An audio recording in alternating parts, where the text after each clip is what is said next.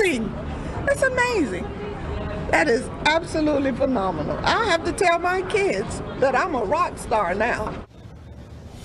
Well, good evening and welcome to Tucker Carlson tonight. Yesterday, you will remember, White House Chief of Staff John Kelly delivered 18 minutes of mesmerizing remarks from the briefing room. He begged politicians and the press not to politicize the mourning of Gold Star families. General Kelly singled out Florida Congresswoman Frederica Wilson, who you just saw, for special criticism. He called Wilson, quote, an empty barrel, forever talking about herself and ever willing to exploit the dead to burnish her own reputation. And a congresswoman stood up, and in the long tradition of empty barrels making the most noise, stood up there and all of that, and talked about how she was instrumental in getting the funding for that building. And we were stunned that she'd done it. Even for someone that is that empty a barrel, we were stunned.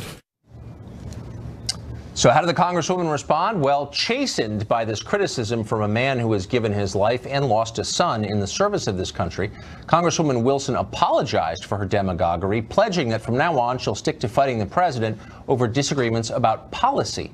No, wait, just kidding. In fact, Congresswoman Wilson seemed delighted by the attack on her, mostly because it made her more famous, which, by the way, just goes to prove that General Kelly was right in the first place. The Congresswoman is now bragging with characteristic immodesty. She's become a rock star. You mean to tell me that I have become so important that the White House is following me and my words? This is amazing. It's amazing. That is absolutely phenomenal. I have to tell my kids that I'm a rock star now. 24 hours later, there's still no evidence that Congresswoman Wilson listened to or thought about anything General Kelly actually said, much less learned from it. Instead, and you'll be shocked by the creativity here, she now dismisses General Kelly as a racist. Keep in mind that General Kelly said not a single word about race because race was entirely irrelevant to what he was talking about. Doesn't matter. He's a bigot, says Congresswoman Wilson. How exactly does she know that? Well, because the phrase empty barrel, a term she concedes she's never heard before, is, according to Congresswoman Frederica Wilson of Florida, a racist slur. Empty barrels make the most noise. And he was using that, and he was likening that to you.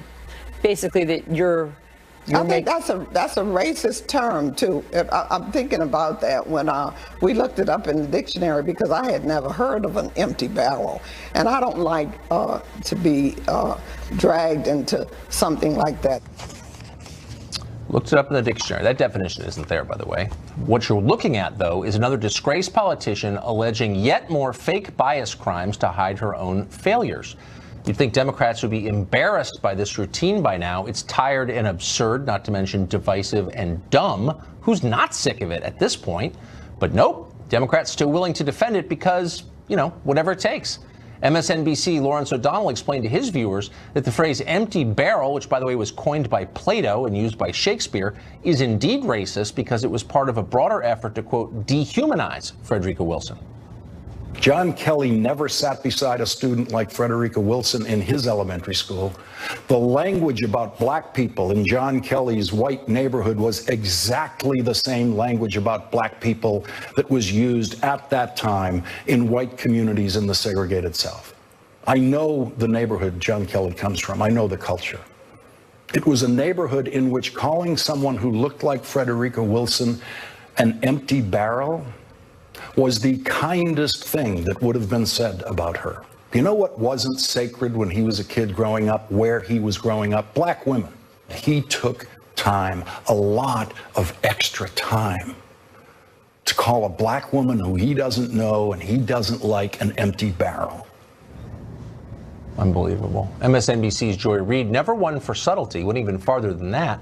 She attacked General Kelly's entire childhood as racist. Quote, Kelly grew up in segregated Boston, she tweeted, in an Irish Catholic neighborhood where women were bullied, not honored, and blacks scorned and rejected. Because really, there's nothing like using growth ethnic stereotypes when you're fighting for racial justice, as she says she is. According to Joy Reid, the problem isn't just General Kelly, it's the Irish. They're the problem. This is grotesque, obviously. The morons making these arguments are sick. It's a symptom of disease to imagine racism behind every disagreement. It's also, by the way, the death of traditional political debate. You can argue with people who disagree with you, who are just wrong, but there's no reasoning with bigots. You can only crush them. Your opponents suddenly become your enemies. They must be destroyed. And that, by the way, is how many on the left now see General Kelly, not to mention you and me. Mark Green is the chief of staff of the Shadow Cabinet. That's an anti-Trump organization. He joins us now. Mark, the problem I have with this is not that Frederica Wilson doesn't like being attacked by General Kelly. I get that. Or that there's disagreement over what the president said. Fine. But why did demagogues like Frederica Wilson and the people you just saw on cable television turn this into something it's not, which is a racial dispute? There's nothing racial about this. Why pretend there is? I don't think it was a racial dispute. What you've done is take a comment she made, I thought was ill-advised, that the empty barrels thing had a racial connotation. Of course, the issue is not Congresswoman Wilson. No, you want to go off on race. That's derivative. I don't. The issue is General Kelly, unarguably, has served with distinction from being a Marine to a 4-star, suffered a grievous loss of his son, and we can only admire him. And his comments were mesmerizing when he focused on that. First issue is, why do we have a president who now has been shown again to have lied about what he said? Second, it's not only what he said that was untrue, it's what he didn't say. The issue, of course, is 4 deceased Green Berets in battle, you're in ignoring Niger, my question. As I imagined you would. You're ignoring my question entirely to give your speech about Trump. Why he's been silent for 12 days than Representative Wilson, who's stellar in her community. A principal, a congresswoman, a state senator. Will you look? And I'm not attacking her record as a member of Congress. I know you're not. I'm merely making the obvious point, which is political debate of the kind you spent your life engaging in, Me Too, grinds to a halt the second you start calling people racist on the basis of no evidence. It's a conversation ender, not a starter. And it's so common now on the left that I think it is destroying any hope of an actual conversation. And she just engaged in it. You saw it. I'm not mischaracterizing her remarks. She was followed up by the demagogues on that other channel, echoing them, expanding them, attacking the guy's family in his neighborhood as if they know anything about it. And I'm just saying this is of a piece of a lot of this kind of behavior we're seeing recently. And you know it. Well, I've already said I don't think she should have said it. I don't think the president of the United States should have exonerated white racists saying Jews will not replace us down south, as you know he did. So as between the president using, hold it, of course he said that, right? Them for saying that. I mean, he said both if I thought sides were the president of the United States was okay with that, I mean, that's like disgusting. And I don't agree with that, by the way. All right, but now let's talk about this. Let's talk about this episode. The president, as you know, when he was asked at a photographic session, said, I never said that to the widow, and Representative Wilson is lying, and I have proof. Tucker, that was all false, correct? Okay. Yes or no? No, I mean, I don't know. I mean, to be totally honest with you, I think this debate is stupid, actually. The president calls this widow and says, look, I'm sorry that your son got killed. Right. I think there's a fair question as to what American troops were doing in Niger in the first place. That's legitimate. Okay, second question. The guy's trying to offer condolence. Like, what is this about? Talk about a dumb distraction from the actual business of the world. You know, I don't disagree. If Trump or the White House had said, he tried to be genuine, he was sympathetic, he made the call, he may have misspoken. Of course, the widow and the mother were very upset by what he said. All he had to do was say, I'm sorry if I misspoke, that wasn't in my heart. That would have been fine. It was the demagogue from Florida who made it into an issue in the first place. I heard what the president said. It's like, what? Why are you inserting yourself, I would ask Frederica Wilson, Congresswoman Wilson, into this? It was very funny when Sarah Sanders said it, and General Kelly, it's terrible when a politician makes themselves the center of attention and not the issue. I wonder who would have done that when President Trump, the day after being inaugurated, went to the CIA Wall of Heroes and talked about his crowd size. So let's focus on the president. I know we're on Fox. If you don't like it in one case, you don't like it in another. Okay, but what I'm saying, is something broader than, look, this president will come and go. Why didn't he talk about Niger for 4 deaths, 12 days, the same number, of course, as died in Benghazi, and the LA Times today said massive intelligence failure and they didn't have adequate air cover. I don't know. LA Times I don't know reported either, it. and I'm willing to believe any of that, but what I find impossible as someone who hosts a daily show is having a rational conversation with anybody when To Kill a Mockingbird is now racist, when the ice cream truck music is now racist, when everything that the left doesn't like is now racist. You can't have a rational conversation anymore. And I wonder why smart people on the left like you don't say something about this. Okay, you don't want to talk about President Trump. I get it. Let's talk about racists. Was it racist when Donald Trump said President Obama wasn't born here?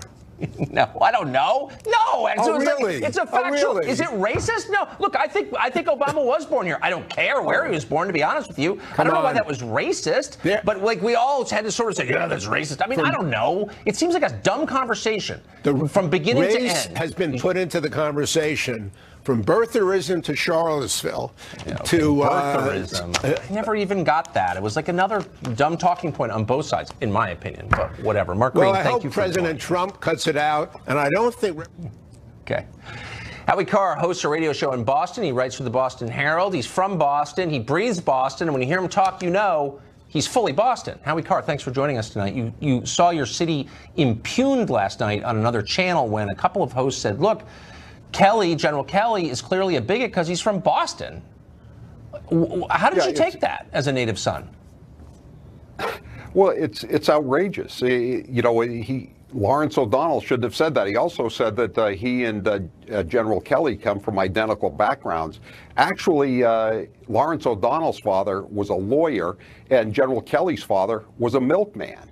And after high school, Lawrence O'Donnell went to Harvard College, and General Kelly went into the U.S. Marine Corps. And we're talking about Boston, the desegregation problems, the rioting and all that. When that all began, Lawrence O'Donnell was writing snide essays in Cambridge at the Harvard Lampoon, and General Kelly was a commuter going to UMass Boston. I mean, they come from very different backgrounds. Lawrence O'Donnell is too. You must have been confused when you saw Joy Reid, who, by the way, also went to Harvard, another oppressed Harvard graduate, went on to say that it was basically his neighborhood that did it. It was a neighborhood in which women were disrespected, in which men were racist. It seemed to me like she was acting out of the kind of ugliest traditional stereotypes about Irish immigrants. That's what it sounded like to me. I agree. I mean, does she know what's in General Kelly's heart? Does Lawrence O'Donnell know what's in their heart? Do they know anything about Oak Square, Brighton? He went to St. Mary's High School in Waltham, Massachusetts. He would take the trolley over with two other guys to that high school in the late 1960s. One of the guys that he used to take the trolley with every day is a guy named William Francis Galvin, who is now the Secretary of State of the Commonwealth of Massachusetts, a Democrat elected repeatedly statewide. Are Lawrence O'Donnell and Joy Reid saying that Bill Galvin is a racist as well? And this whole thing about the empty barrel, if they listen to the interview that John Kelly gave when he was appointed chief of staff, he said his mother used to call people empty barrels. I mean, like you said, it's not a racial term at all. It goes back to classical Greece and Shakespeare.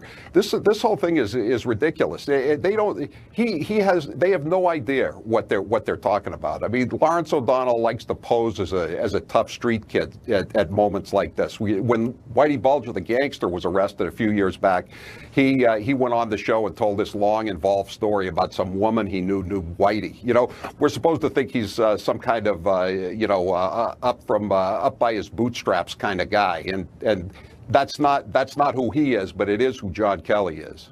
Huh? So you don't think that's an accurate self-depiction of Lawrence O'Donnell? I don't think he's a tough street kid. Look, I'm from La Jolla. I wouldn't know the difference, but that's why we want to talk to you tonight. Howie Carr, the voice of Boston. Thank you for joining us. Thanks, Tucker. Harvey Weinstein's stint in rehab doesn't seem to be going very well, or look at it another way, it seems to be going very well. We've got details next.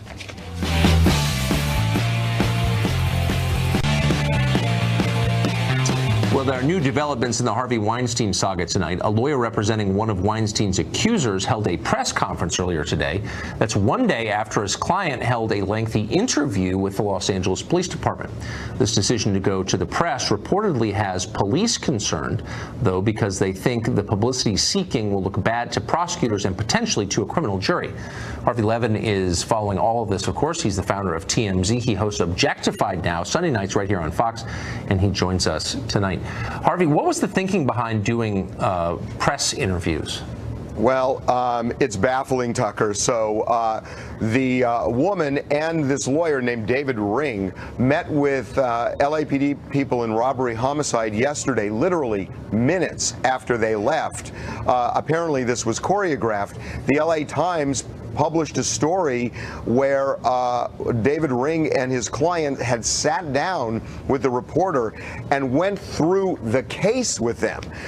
The LAPD is not happy about that. The detectives that we've spoken with have said, look, and I know this just from covering these cases, that they believe it compromises the case because they want to talk to witnesses who can give a fresh account without having anything in their heads about what the woman is saying. Right. And now that the story is out, it creates a problem. The lawyer then doubles down and he puts on his website this morning that he's representing this woman, that they have gone to the police, and then he links to the LA Times. Then he triples down today and holds this news conference. And my reporter at the news conference said to him, "Why did you talk to the LA Times?" And his answer was, well, they kind of ambushed me because they heard that my client was meeting, so I felt I had to talk to them.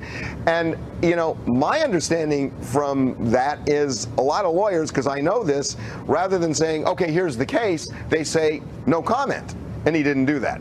Yeah, because he's a publicity seeker, like so many of them, doing his client wrong, I would argue. Is reports that Harvey Weinstein is basically undergoing outpatient treatment, living in a hotel, chatting on a cell phone.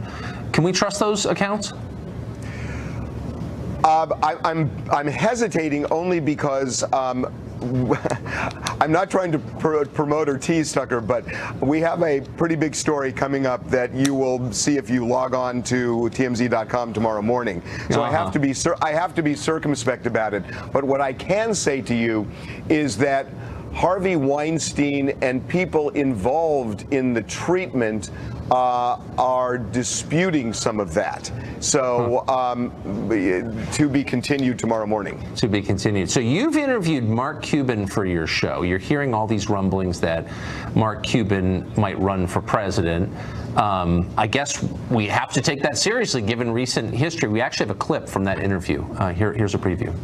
You need somebody who can connect to people and relate to people, and I think I qualify on each of those. Now, whether or not I'll do it, it's a big decision. You sound like a candidate. I'm a concerned American citizen. Oh, so am I, but I'm not a candidate. I wouldn't run unless I have solutions. If I have solutions, then I have something to offer. If I don't, you won't see me anywhere near being a politician. Harvey, did he mention what those solutions were, what he believed, what his platform might be, what his ideology is? Yeah, he talked a lot about health care. By the way, I called BS on what he had said at the very end of that because I said to him, I said, look, I said, you are sounding like a candidate. And I'm telling you, Tucker, when you watch this, Mark Cuban is seriously, he is a really smart guy, and Mark Cuban succeeds pretty much at what he wants to do. And when you listen, you will hear he is seriously considering this, and he tells me which political party he'd run on, and that's a big deal because obviously the question is, would he challenge Trump in the general or would he go after him in the primary? He answers it. Huh? Interesting. What time is that? Sunday night? Sunday night, 8 o'clock Eastern. They replay it again at 11 Eastern. I'll catch both. Harvey Levin, great to see you tonight. Thank you. Well, almost immediately after allegations of abuse broke in the New York Times, Harvey Weinstein retreated into that favorite cocoon of the embattled celebrity, a luxury rehab clinic where he said he would battle against the disease of sex addiction. Doesn't seem to be going all that well from a treatment perspective. New reports say that Weinstein has been arriving late for therapy, falling asleep in sessions, even talking on a smuggled cell phone. Apparently, this disease is even worse than we could have imagined. Nell Daly is a psychotherapist. She's our window into this world, and she joins us now. So now there is new, just arriving on my iPhone, a new report that Harvey Weinstein is leaving the Arizona treatment program on Saturday, tomorrow, after a 1-week treatment. His psychologist says that he, and I'm quoting now, Harvey has been dealing with his anger, his attitude toward others, boundary work, and the beginnings of work on empathy. He's invested in the program. Pardon me if I call BS on that. Am I too cynical? No, I would agree with you on that. I think 1 week is definitely not enough treatment time for someone who has been accused of what Harvey Weinstein's been accused of. So it sounds like this whole thing was a deeply cynical PR diversion. I mean, it could have been. Right? We don't know. We don't know what his intentions were for actually going to treatment. I don't think he had very many options in terms of his PR. A lot of people who are wealthy and powerful will do something like this in order to avoid both legal action and try to rebuild their reputation. So I'm not surprised he went into What bothers me, though, is that a licensed therapist would lend his name to a statement that non-credible, that after a week, a guy who's been apparently chatting on a cell phone and falling asleep in group meetings is on his way to a cure. As someone who practices psychotherapy, you can confirm that's ridiculous, correct?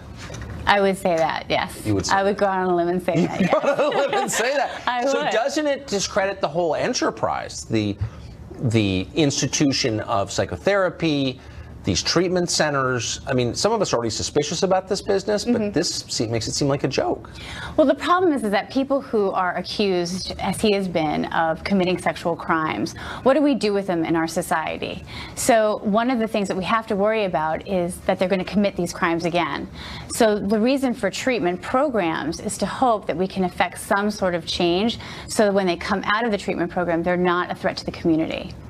So, I mean, there are, of course, as with everything, many different levels. Totally. So there are people who are considered, abusive, but the root is their boorishness and their self-involvement. Right, and being drunk. Right, and there's a big difference between someone who has sexual addiction issues and someone who's actually a sexual offender. But if you're exposing yourself to strangers in restaurants, that does seem to cross a line into, like, compulsion. Well, compulsion and criminal activity. Well, of course. So I think that in this case in particular, what many people in the psychological community, many feminists want to see happen is he actually get prosecuted.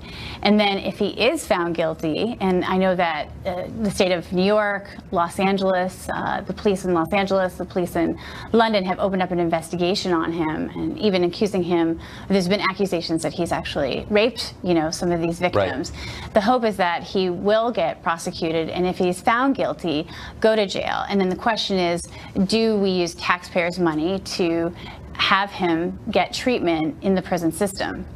Does it ever work?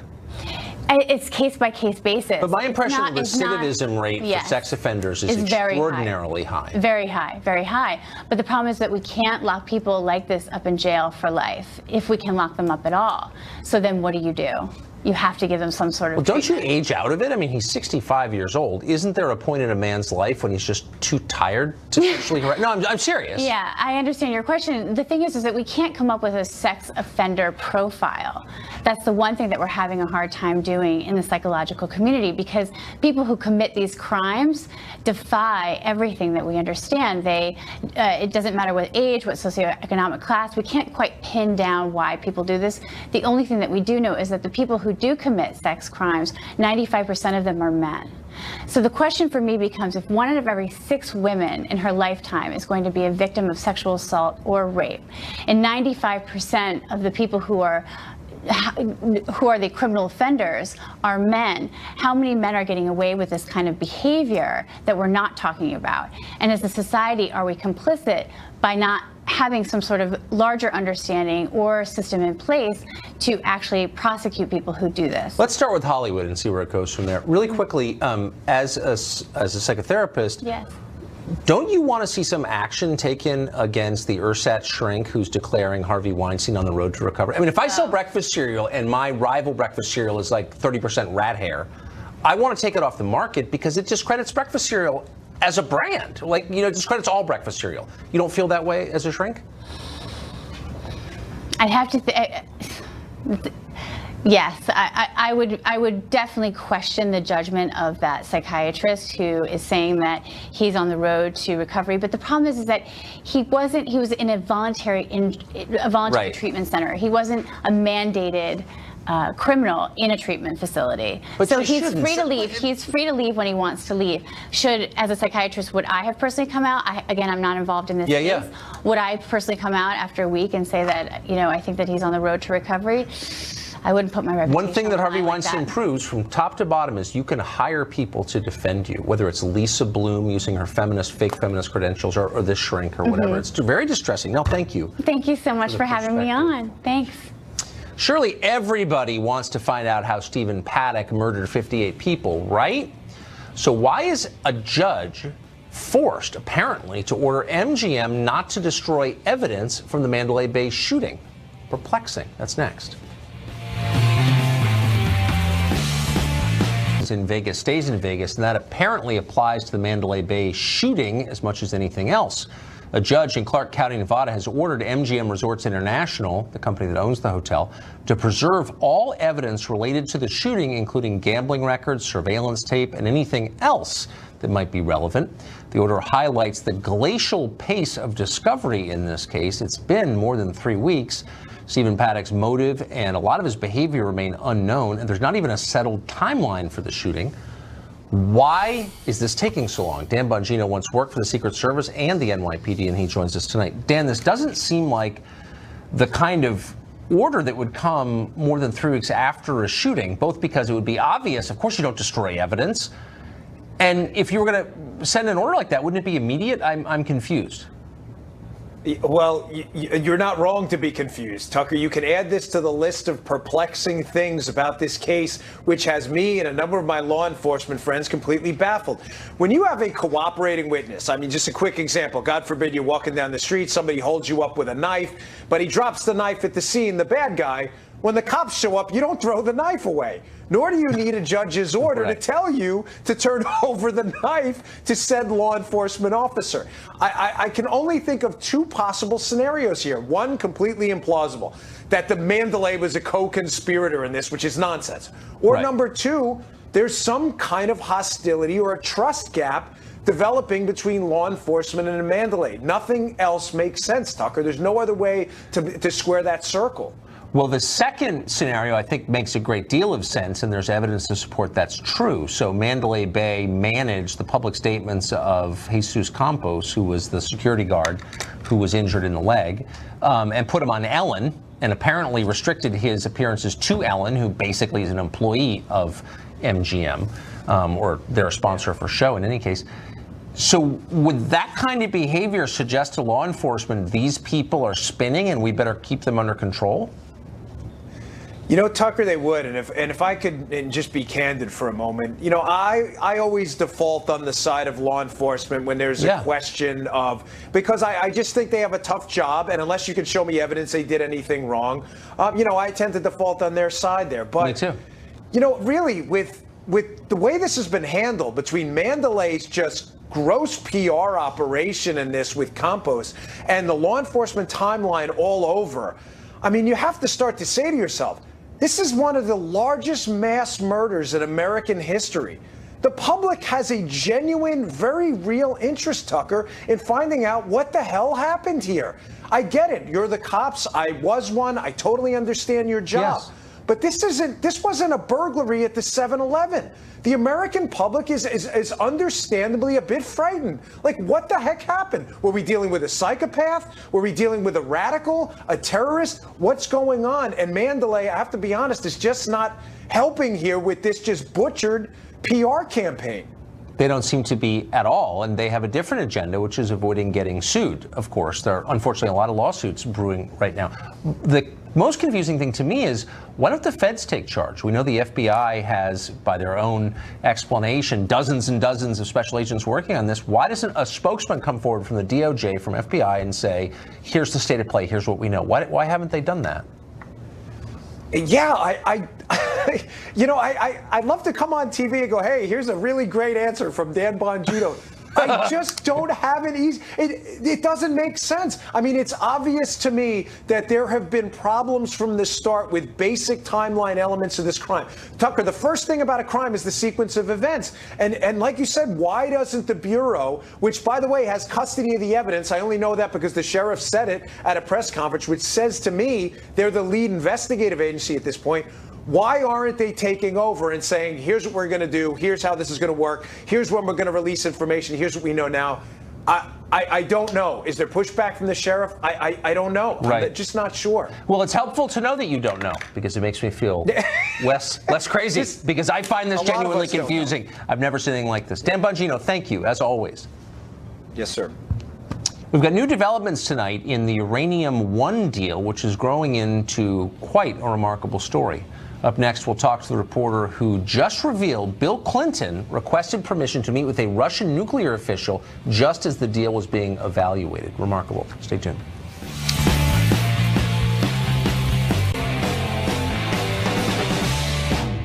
Well, it looks like it may be the actual Russia scandal, the 2010 Uranium One deal, where the Obama administration approved, for reasons no one will explain at this point, giving a Russian firm control over about 20% of the U.S. uranium reserve. The current president had this to say today about that. So I will say this, the uranium situation with Russia getting uranium, they better look into that. That is looking like a very serious situation. John Solomon of The Hill has been all over the story since the beginning. Today, he's reporting that Bill Clinton sought permission to meet with a Russian nuclear official while the Obama administration was reaching a final decision on the deal. John Solomon, as we just said, wrote that piece, and he joins us now. So, John, this is actually a remarkable fact, if true, and it looks like you proved it in your piece, that the former president, Bill Clinton, whose wife was then Secretary of State, sought to meet with an official from the very company trying to buy Uranium One. Yeah, absolutely. So, and the timing is really interesting because Hillary had just come back from Moscow, set a lot of business things in motion between the United States and Russia, and Bill Clinton's coming right through her jet stream and trying to figure out what's going on. He gets a $500,000 check while he's there, and he's at least seeking permission to meet with some people who had a direct interest in what his wife was doing. Now, they say at the end they decided not to do the meetings, but it does raise a new question about who knew what. But he requested it. He requested permission from the State Department. Now, who wanted to meet with him? Who knows who requested what? But we do know that he asked for permission to go see these people. What would be the innocent explanation for why Bill Clinton would want to meet with a nuclear... With Russia, there's nothing that's innocent, right? Somebody has a motive. And so it could be the Russian officials wanted to follow up on the Hillary Clinton visit and see what the husband knew, right? The former president. Could he carry some water? Or it could be he was looking to do something over in Russia to do something well for him, for his family. We talked to somebody, someone very close, a close friend of the president, who said he was involved in conversations in 2010 before the president went over to Russia, and that they were talking about doing something, getting some business relationships going that would benefit a family business that they were talking about. And I don't know any more than that right now, but that that may be a possible motive for the trip. So if the Russians wanted to talk to the husband of the Secretary of State, and business deals were germinating at this time between the U.S. and Russia, it sounds like the Russians really had their eye on Hillary Clinton. They did. There's not any doubt about that. And over the next couple of weeks, we're going to continue to report out some very interesting details about how much the U.S. government knew about Russia's intentions towards the Clintons and what they were trying to do to influence them. A lot more evidence than what's in the public domain right now. You don't have to believe that there's hidden information, though clearly there is, and you're uncovering it. But even that aside, the fact that the Obama administration gave control over 20% of our uranium to the Russians, was there ever a policy rationale for that? Well, at the time, they said there was no national security issue, if you remember, in 2015. And the argument was, listen, if we don't buy the Russians uranium, they'll go sell it on the black market, or they'll give it to Iran or North Korea, something we don't want. But we learned this week, this whole story started on Monday with us, where we reported that the FBI in 2009 proved that Rosatom, its 10X arm here in the United States, was making bribery, kickbacks, extortion, and money laundering right here in the United States while the Clintons were and Obama administration were approving this deal. So there was a good reason not to give Rosatom the uranium. They were engaged in criminal activity. So you just hinted at something coming up, that you believe the efforts to suborn Hillary, to influence Hillary by the Russians were broader than we know.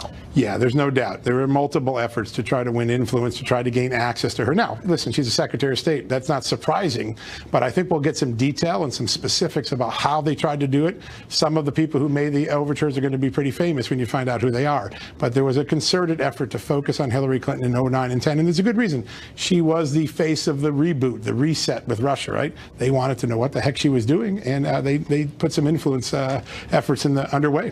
And Sarah, we've spent the last 11 months hearing from Democrats that there's no greater peril to the United States than Russia. It's pretty amazing. John, thank you for all your reporting on this. Thanks, Tucker. Appreciate it. I can't wait to see this new story. Well, an NFL player who says it's his Christian duty to kneel for the anthem to protest racism joins us next. He's white. He's got a whole take on this and a long op-ed, and he'll explain his rationale. Stay tuned.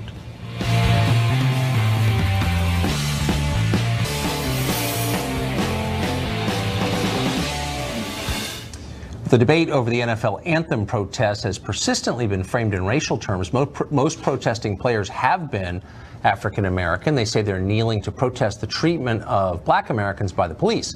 Critics of anthem protests, meanwhile, are routinely labeled as racist. Clint Gresham played for the Seattle Seahawks for 6 seasons. He's currently a free agent. He's white. He says, though, as a Christian, it's his duty to kneel alongside the black players to show solidarity against racism. Clint Gresham joins us tonight to explain. Clint, thanks for coming on. Thanks for having me, Tucker. It's good to be here. So I'm convinced of your sincerity completely. You're a Christian, and you wrote a long, interesting op-ed on this subject. And I'm also convinced that there is racism in America. You said you experienced it yourself in the NFL. What I don't understand is why the existence of bigoted people means that you protest the symbols of the country itself.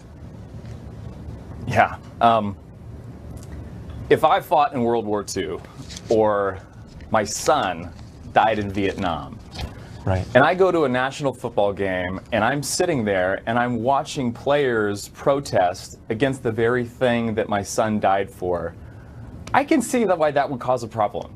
I totally get that. And when Colin Kaepernick first kneeled, I had a problem with it because I didn't understand where guys were coming from. And what I also know was that the 6 years that I spent in the National Football League with guys that I otherwise wouldn't have had any time with just because we're in different places in our world, it also showed me that it's just as hard for them to watch a video of someone who looks like them being shot by a police officer, and there seems to be no apparent justice for that. So I get that. And because of that, players have chosen to have a nonviolent protest to bring awareness to something that is unfortunate in our society. Well, I'm with you up until the end, and I'm for nonviolent protest, of course. I just don't understand why people who've reaped more benefits from this country than almost anyone else in the country, that is pro athletes, NFL players, are protesting the country itself. The country is a decent place. There's some crummy people here, but the country itself is good, and that's why these guys are succeeding in it and live these incredibly entitled lives. So, like, why attack the country? That's always been my problem with this. Yeah, and you know, the truth is that they do have millions of dollars. Yeah. But the reality is that getting millions of dollars doesn't make the pain go away. Like, we both know that someone who is rich but is empty inside their heart, that doesn't make that pain stop. Just because you have a ton of money, it doesn't make you any more happier. That is like, just for because sure you get the $1 million when you're 25, it doesn't take away from the sting that you felt from the 25 years leading up to that point. No, and in fact, it's probably bad for you. No, I agree with that. But again, and you're absolutely right, and the world is littered with unhappy rich people, that's for sure. In fact, I think it probably makes them less happy to be that successful. I just don't I think the fact that they have been successful is evidence that the deal that America makes with its citizens is basically on the level, which is like, be good at something, work hard, and you can succeed. So it's not the country's fault. That's the point I'm making. Why are they blaming the country? It's a good country. And when they say it's a bad country, it's a lie. It's a fantastic country. It's a fantastic country. And I am so grateful to have the opportunity to live in this country. There are people who are fighting and clamoring, trying to live in this country to create a better life for themselves. But the reality is that our soldiers did not go fight and die in other nations to allow systemic racism to continue to exist in this country. And so, while we're not perfect, of course our country isn't perfect, we're still going to stand up and we're going to fight for injustice. We're going to fight against inequality so that there is freedom and justice for everybody. Yeah, I think you're misguided. I actually think the message that it's sending is like this whole thing is a joke and like who cares about America? I don't think that it's sending that message at all. But you know, I hope you're right. Clint, thanks for joining us From tonight. being in a guy, yeah. Thank you. How does North Korea's high command get intel about this country?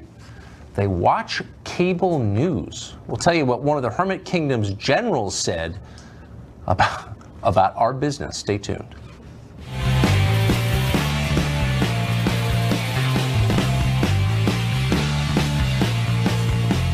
So how's North Korea preparing for a possible war against the West? Obviously by watching MSNBC.